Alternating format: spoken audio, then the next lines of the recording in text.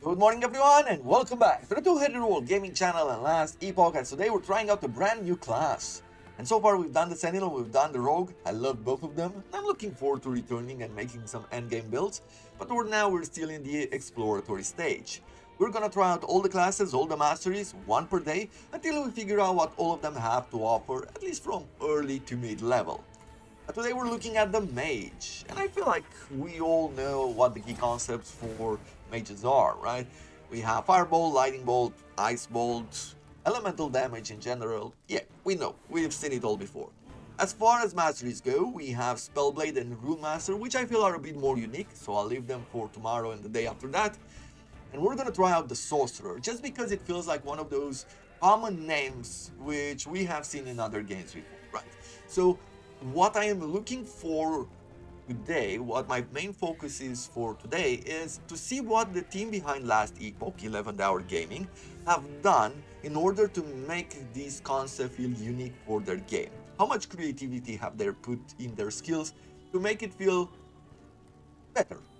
Or interesting, I guess is the right word for it. So let's take a look. As per usual, we're going to take a look at the power scaling tags we see down at the bottom, just to see what we're working with when we are scaling damage.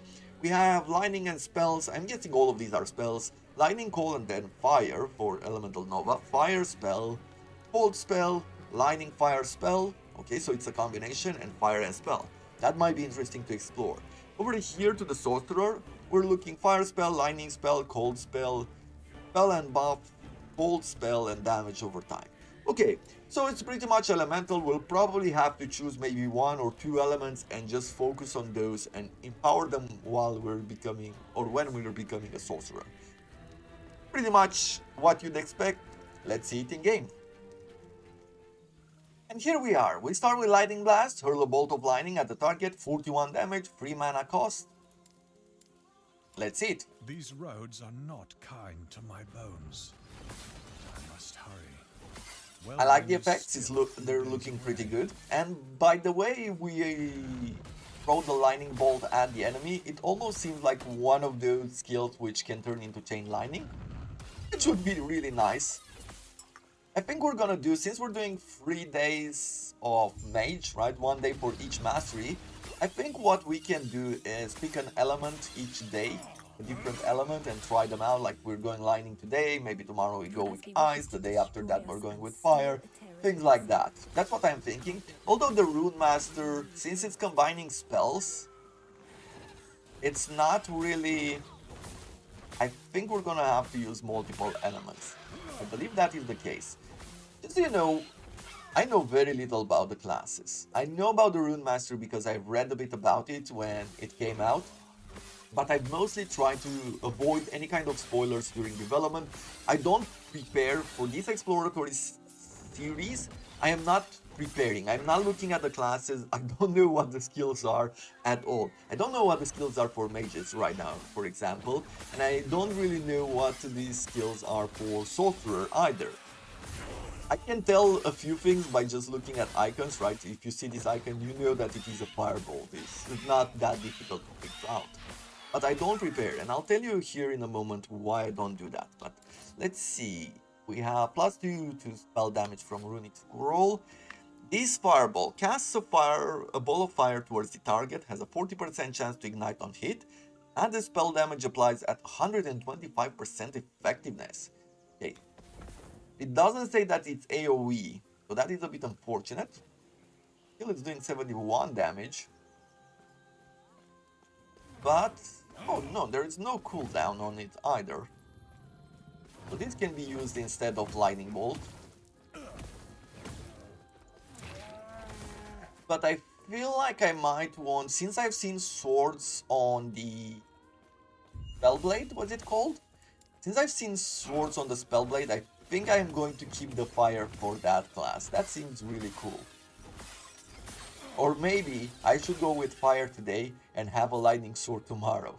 Because lightning can also stun, right? And I'm sure there's modifiers to stun as well. Yeah, let's go fire. Let's go fire for now. I might change my mind multiple times. As I said, I am doing this like sort of first time. This is like a first time reaction to everything which I'm seeing. It's a first experience for me as well. And there is a reason why I decided to do this series like this, and I'm not preparing. And I'm going to talk from my perspective. It's how I look at content online and how I feel about it. Whenever I'm looking too much at videos from the developers, a developer that I trust, or I'm looking at a content creator which I trust, I love what they're doing and how they're doing it, many times I feel like they are overprepared, like they have too much knowledge, right? So I really believe in what they are saying and what they say that it's the best choices and things like that. And so I make it part of my discourse as well. It's turning into what I'm saying every time I'm looking at a skill, and the choices that they're making, I'm trusting that they've done the research and all that. And so many times I feel like I'm turning into them, right? I'm making those choices. But one of the things which I've discovered by watching new content creators as they discovered Path of Exile for the very first time, for example, or when Diablo 4 came out and I looked at what they were doing, how they were playing for the very first time, I really love that first time reaction to what they were doing, because I feel like you're getting a new line of thinking, right? You're getting this first reaction, you see them either by ignorance or by the fact that they just haven't seen a certain modifier which could turn their build into like this super amazing thing. Then because they ignore that, they're making choices which they think they're going to improve their build, and there might be things, unique elements within them that you haven't thought of before. And I really feel like it's offering you this extra experience that you can add on top of your thoughts and your ideas and maybe some of the videos that you've seen from other content creators, which can really make or give way for unique paths. That's why I love doing this. That's why I want to do this like a first time view, because I want to share this experience with you the way that I've enjoyed it myself, and I'm hoping that you're gonna get something good out of it. And because I am making like these 30-minute show off of skills and level ups and how it's going, and then I am farming for a bunch of levels just to get back, make some choices and show off that power level. It's saving you some time in between the episodes for all the farming that I'm doing, but it also gives you an idea of what I'm doing, why I'm doing it, as I'm explaining along the way.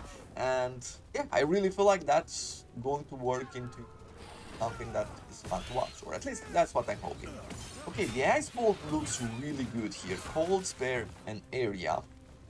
However, the cooldown for it is really bad. Elemental Nova seems to combine elements. Let's see. So we have the Snap Freeze here. Freeze enemies in a cone in front of you. Freeze lasts for 2 seconds. 20% of the remaining cooldown recovered whenever you freeze an enemy, including with Snap Freeze itself. This effect can occur a maximum of 2 times each second. I see. So this is one of the skills which we really need to invest in. I feel like this one is really good if we specialize in it. Otherwise, it's going to be very difficult to the cooldown of 18 seconds. Elemental Nova. Cast a Nova around you that deals fire, cold, and lightning damage. All types of Elemental Nova that you have enabled have an equal chance to be cast. Oh. Where'd you learn to fight? That's cool. Well, let's take a look at passives then. What do we have here? Scholar, health, 12 health per point, and plus 3 to mana. That's a really good buff. Elementalist. Increase your elemental damage by 7% per point. Yes. Arcanist. Intelligence plus 1 per point, fire resistance and lightning resistant. Each point of intelligence grants 4% word retention and improves skills that rely on carefully studied magic, such as Lightning Blast and Mana Strike. All of these are really good. How much health do we start with? 132, that's really low. As far as the passive goes, I think we're going to go into a bit more elemental damage to begin with. We're going to invest maybe 2 points. I'm thinking 2 points in the Scholar as well. I might even want to maximize the Scholar. But for now, we're just going to stay with elemental damage. As far as specializing goes, I said that I'm going to stay with Fireball, so let's do this one first. And what do we want to do? Winged Fire. Fireball deals more damage and travels faster, causing it to travel further. Nice. Piercing Hit. Fireball now pierces enemy, continues through target it hits, but costs more mana. Costs free, 33%, that's an extra point of mana. It's not that bad. I would like some Pierce. Getting a higher chance to ignite, increase the cast speed, that's also really nice. We can turn it into a flamethrower. We can make it do multiple projectiles, which I would like. Or we can make it burn a lot. Even homing. Fireball now 6 nearby targets. Okay. Well, let me go towards extra projectiles. I really feel like that is something which I want. I want to see it at least.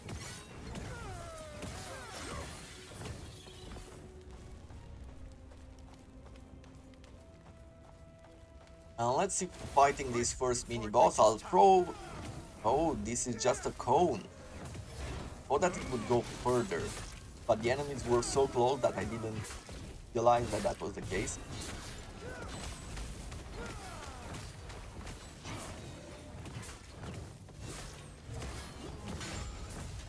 Well done. We're almost there. I'll see you ahead.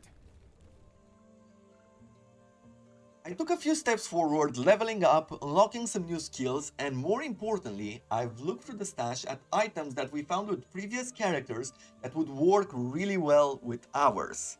And let me show you, because I found some really cool ones, especially the scepter here, the Firestarter's Torch. 90% chance to inflict spreading flames on hit, 36% more fire damage to enemies afflicted by spreading flames, 55% increased fire damage over time, -4 fire spell mana cost, and 4% increased move speed. I'm really curious to see how spreading flame works, how efficient it is, and we might just go into fire damage over time rather than going for direct fire damage, but we shall see. Either way it is, it's looking pretty cool as well. I love that. And then we have the Tome of Elements, a 2% of elemental damage leached as health, 22% chance to chill, shock, and ignite with elemental skills, and 12% increased duration with chill, shock, and ignite. Useful. I can see ourselves replacing this one fairly soon, but for the early levels, for, you know, farming and getting through the early game, I feel like this is pretty good itself, by itself. Then we have Prism Wraps, a unique leather coat, which provides us with 30% less elemental damage. That's pretty cool. 30% increased elemental damage, 30% increased critical strike chance, and 5.7% of elemental damage leached as health on crit. Overall, a great item. I'm looking pretty cool as well, and so I'm really looking forward to see the new power level. We are at 280. That's absolutely crazy. And then I have unlocked Glacier. Look at that, 65 mana cost, but we're doing 668 damage. Baits 3 successive larger ice explosions in the target's direction. Each explosion deals more damage than the last. Look at this. This is one of those skills which I have seen before. It was one of the early skills which they've shown off, and it was actually really cool to see. Then we have this Flame Ward. Grants a burst of 400 ward. Then for 3 seconds, hits deal 30% less damage to you and cause a retaliatory burst of flames. Fire and spell is definitely something we want to do. It's an area of effect, and it's also protecting us. 400 ward is like 400 extra health, so that is pretty good. We're gonna use it in combat, and yeah, I'm really happy. For now, as far as passive skill points, I've invested 3 in Elementalist, getting extra damage, 2 in Scholar, getting extra health and mana. We have unlocked here Reactive Ward. When you drop below 70% health, you gain a burst of ward based on your maximum health. The effect has 12% second cooldown, 12-second cooldown, not 12%.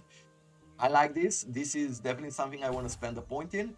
Preparation. Every 3 seconds, your next elemental spell deals increased damage and has a chance to slow enemies on hit. 20% more damage and 20% chance to slow the enemy. Yes. 1 point, definitely we're going to invest in that. And at this moment, I guess I'm going to go for 2 ward per 10 health. Yeah, it's not going to be a huge amount, but this is going to be some amount. And I guess at this point, I don't want just the chance to do it every third attack. Better to invest over here in the increased elemental damage. So we're gonna do just that. As far as specializing go, I have gone and threw in 3 points in winged fire as is the first step towards fire spray. Fireball releases additional projectiles, right? More projectiles means more chances to trigger this effect. That's what I'm thinking right now, right? More projectiles, each projectile has a 90% chance to inflict spreading flames, and thus it helps us in doing more damage. And I wanted to see here, where do we have some damage over time? Damage over. It's only here, Spreading Inferno. Fireball hits have a chance to apply Spreading Flames, an element which deals fire damage over time and spreads to nearby enemies. Additionally, all damage over time elements applied by Fireball deals more damage. I like that a lot. We can invest 4 points here, which would be 100% chance to spread the flames and 40% more damage over time. Okay, that's pretty good. Spreading flames, penetration, 40% per point. Okay, so there's a lot we can do here, but we're gonna get the extra projectiles first. The second thing which I'm going to throw in is definitely Flame Ward. I want to invest in this one. It has fire damage, it's protective spell as well. So let's see. Retribution, Flame Ward's retaliation hits deal more damage. Dilation, Flame Wards cost less mana. Flame Ward and Fire Aura last longer. Okay. And getting more ward, 40 per point invested. We could also get some knockback, which wouldn't be bad. Fire Aura. While active, Flame Ward grants you Fire Aura, a spell that deals fire damage over time to surrounding enemies. Okay. We don't need to knock back enemies this early on in the game. We can do it a bit later. For now, let's do this, right? We're going with Dilation. And that's about it for now. I've also gained the Mana Strike. This isn't a melee attack. Let me show it off to you. It's just a melee attack. It has high damage at the moment because we have good equipment. Mana Strike, a melee attack that hits all enemies in an area in front of you, returning 15 mana if it hits an enemy, deals 15 base lightning damage. And I want to use this, I think, when we are going to be playing around with, what is it called? The Spellblade. If it's either a melee warrior, right, a melee mage, or maybe it has minions, which are swords, I'm thinking that we can support them using the Mana Blade, right, getting up close and personal into melee combat. And we're also going to use this Elemental Nova Din. This is the idea that came to mind when I fought a bunch of bosses. I could get very close into melee combat, and if there are minions and I am very weak, then I'm going to use these when I'm just a step away from melee combat, right? So I'm thinking, here are these blades which we are summoning, and here I am, and here is the enemy, so I can do this a lot and just hope for the best. And if I am strong enough to be in melee, or if it is a melee attack what we're doing there, for the level up, we are going to use Mana Strike. We're gonna level up as a melee warrior before we get to Spellblade. That is the idea that I have in mind. We shall see it in practice. Over here, we're getting Fire Spray, so now we're gonna get the 3 Fireballs. We'll take a look at the mana, just to see where we're at. Feels like we're still doing pretty well. The regeneration is working properly, where I'm not worried. Okay, nice.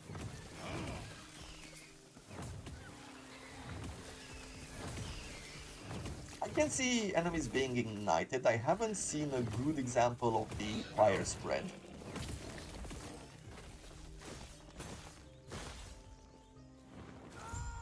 Let's see. How quickly can we kill these ones? I just threw in this flame ward. Make sure that we stay protected. And look at the damage there. It feels like every time I'm playing another one of these classes, I was super impressed what the rogue managed to do in comparison to the sentinel, and now I'm super impressed what the mage can do in comparison to the previous class. Might have to do, of course, in big portion with the equipment that we have, with the stuff that we've gathered. But it's also a really nice idea for the future. Oh, I've seen some fire spread there. It's actually working quite well. Has a good range. I mean, these 3 enemies burned at once.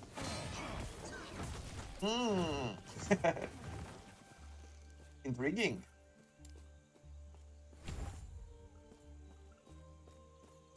What am I going to invest in? I guess more damage by percentage. Disintegrate. Channel to create a beam of pure energy in the target direction. The beam deals fire and lightning damage to all enemies caught in it. You have no mana regeneration while channeling. 631 damage. And it's 1 mana cost to cast, and the channel cost is 6. We might want to use this later on with a class that uses lightning. Okay. It's super powerful, but the big downside is that you have to sit still. And I don't like spells where I have to sit still.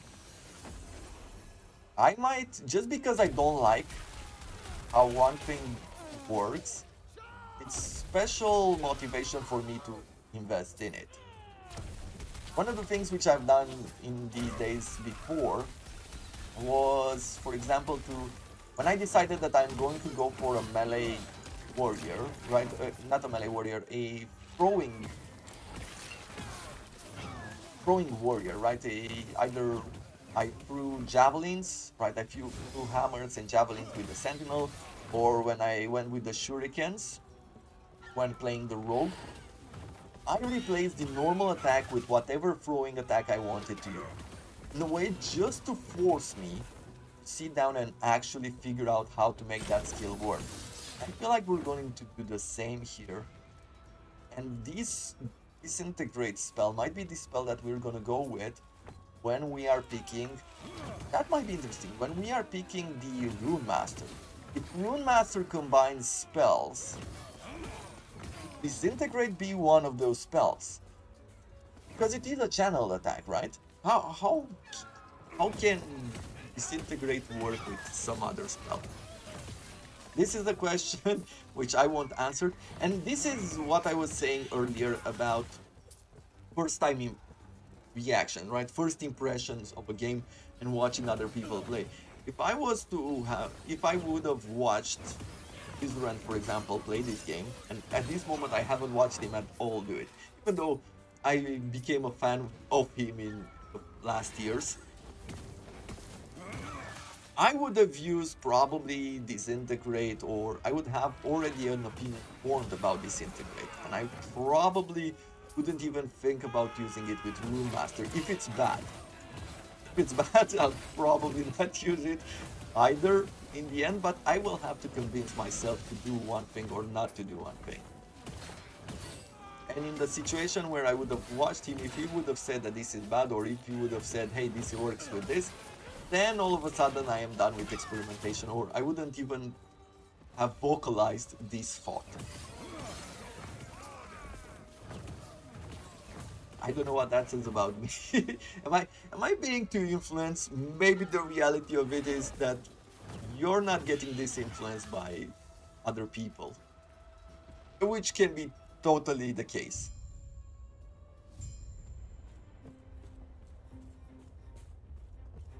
Time to confront the boss. Let's see. We're gonna close the episode by fighting with this one. I feel like we should be able to take it out fairly quickly. What am I not using? We're getting teleport here, and I want the teleportation, and I think I'm going to throw it over here.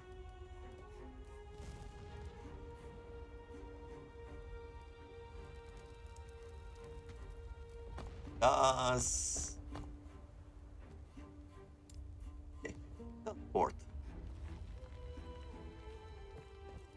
It's just a straight up teleportation? Yes, with a long cooldown.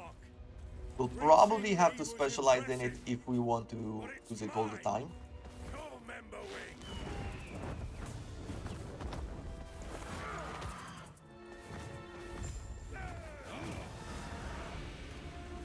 Let's see. How well can we do this? This is one of those bosses where I feel like sitting up close to them is actually the best tactic. Let's throw some of this. some extra damage in. And with them being frozen, it's going to work even better. They probably have some fire resistance as well. I'm imagining that that's the case.